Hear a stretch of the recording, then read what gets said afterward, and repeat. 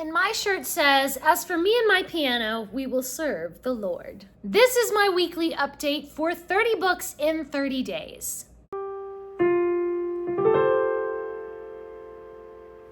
I'm right on track with my reading so far, and I've been enjoying a lot of the reading that I've been doing, and some of it has been like, ugh, throw that in the trash, I don't want that. So we're going to go through the good, the bad, and the ugly from this past week of reading. Before we dive in, I'm going to reach back here to our Booktuber Shoutout book, and we're going to shout out somebody randomly. Today's shout out goes to Heather at Reading with a Vengeance. I will leave a link to her channel in the description. Be sure to go over and subscribe to her. And if you haven't already, please do subscribe to this channel and give this video a thumbs up if you are enjoying your reading. And follow me over on Goodreads and Instagram and Storygraph and all the places. Last week, I started out reading the Nameless City Trilogy by Faith Erin Hicks. The first book is The Nameless City, and then the second book is The Stone Heart, and the third book is The Divided Earth. I gave every single book in this graphic novel trilogy 5 stars. I absolutely loved it. This story is about Kaidu, who moves to the Nameless City to visit his dad. His people, the Dao, conquered the Nameless City about 30 years before, but tensions still run high between the Dao and the native people. Kaidu begins to explore the city, and he befriends a young girl who calls herself Rat. They uncover some secrets about the city, and their loyalties are tested. Kaidu's father is a counselor to the ruling general, and Kaidu and Rat get involved with some of the politics of the city. I really love these characters. Kaidu is very open-minded. He does not just follow the crowd and think what everybody else thinks. He makes up his own mind for himself. He's curious and respectful of everyone. The plot is really imaginative. Kaidu and Rat get into a lot of mischief and a lot of adventures. And I especially loved the world building. We get to know something about the history of the city and the ancient people who first built the city. And we get to see these different cultures that are not blending together very well. There are a lot of prejudices and political unrest, but a friendship between two young people might just be the answer. The artwork is excellent. I just loved this trilogy so much. Then I tried to read Al Capone. This is a graphic novel about Al Capone. I DNF'd it at page 80. I mean, I knew this was a graphic novel about a really bad guy, but just wow. I mean, wow. It's all alcohol and kidnapping and prostitution and murder and then some more murders and some more murders. I mean, this book does not gloss over the ugliness. And there's a lot of nasty profanity and pretty graphic violence. And I just couldn't stomach it anymore.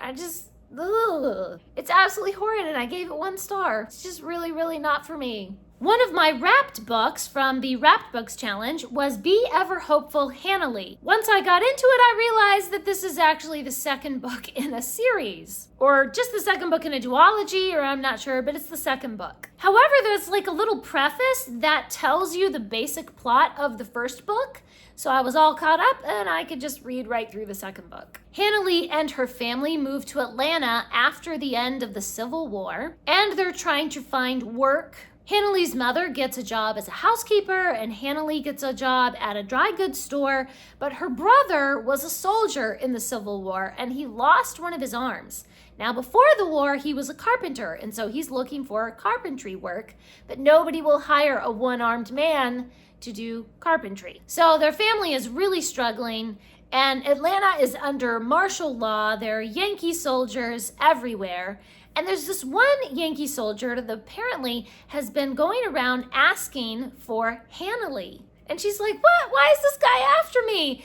And what, am I in trouble or something? So basically she hides and she scoots around the city trying to avoid this soldier. So there's this big mystery. Why is that guy looking for her? What did she do? However, I was disappointed in that mystery. I won't tell you what it is because it's spoilers, but it was like, that's it. That's boring. I did like Hannalee's character. She's very complex. She feels like she's kind of torn in her loyalties because of the war, she doesn't want to like anybody that is from the North. But she keeps meeting these really nice people who are very kind to her. And she discovers that not all Yankees are bad.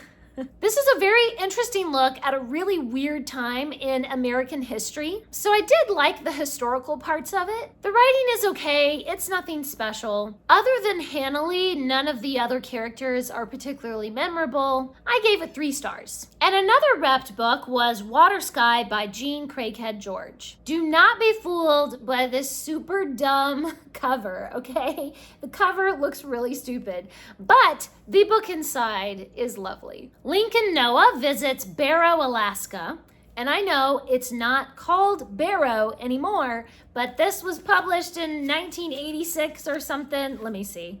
1987, and in 1987, the town was still called Barrow, Alaska. It is known for being the northernmost town in all of the United States, well within the Arctic Circle. So Lincoln Noah stays with some friends of his father's, the Oligarch family. And the head of the family, Vincent, is the captain of a whaling team that are hunting for whales. They have a quota of only a few whales that they are legally allowed to hunt every year. Lincoln's uncle came to Barrow years before to protest against the whales being hunted, but Lincoln hasn't heard from him in a long time, and nobody in the town will tell him anything about his uncle. Lincoln is hoping to find out what happened to his uncle, and he joins the Oligarch whaling team, and he finds out why whaling is so central to the Inuit culture. The best thing about this book was learning about this native culture and their legends and their songs and their language. This whole book is centered around celebrating and respecting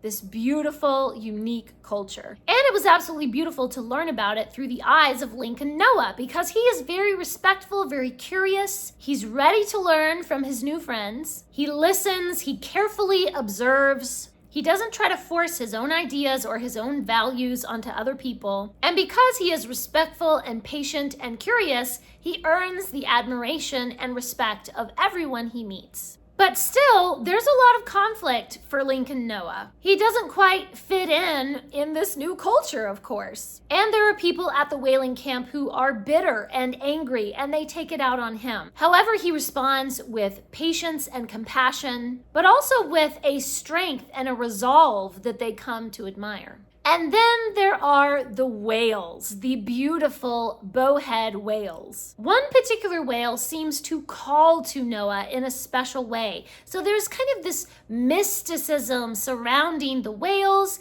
and the way in which they are hunted. We learn about their migratory habits and their young and how they feed. Lincoln has some really incredible character development, and I loved the thoughtful writing style. I gave this 4 stars. I wish that it had a better cover. And another repped book was Queenie Peavy. Queenie's father is in jail, and the other kids tease her about it, and she gets mad and starts fights and throws rocks and skips school. She's just always getting into trouble. I did not like Queenie's character at all.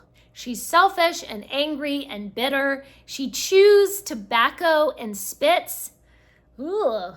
It's just nasty. She smokes cigarettes. She takes joy in throwing rocks at birds and squirrels in order to kill them. She's just dirty and rude. In the beginning, she can't keep her temper. She has absolutely no self-control. Now, towards the end, she does have some character development, and she learns to keep her temper a little bit better. She learns a little bit of self-control, but I still did not care for her character at all. And I found the writing really boring. It goes on and on about the chores and milking the cow and the chickens and all this. And if that had been written in some lovely, enchanting way, then maybe I would have found it interesting, but it was just really, really boring. I gave this 2 stars. I did not care for this. I also had an extra book that I read that it was not on my TBR, but the library came in the mail, and I got super excited and read it. And I love these adorable end papers. So the library is about a young lady who only wants to read books. She doesn't want to play with dolls. She doesn't want to go out on dates. She only wants to read. In fact, when she goes to school, she breaks the bunk bed with all of her books. When she grows up, she buys a house and fills it with books until she can't get out the front door because there are stacks of books blocking the front door, and she realizes this is a problem. What am I gonna do with all these books? And so, of course, she decides to share the books. I loved this. This is so cute. I loved the humorous art, all the lovely drawings. I loved the rhyming text. It is just so cute and fun.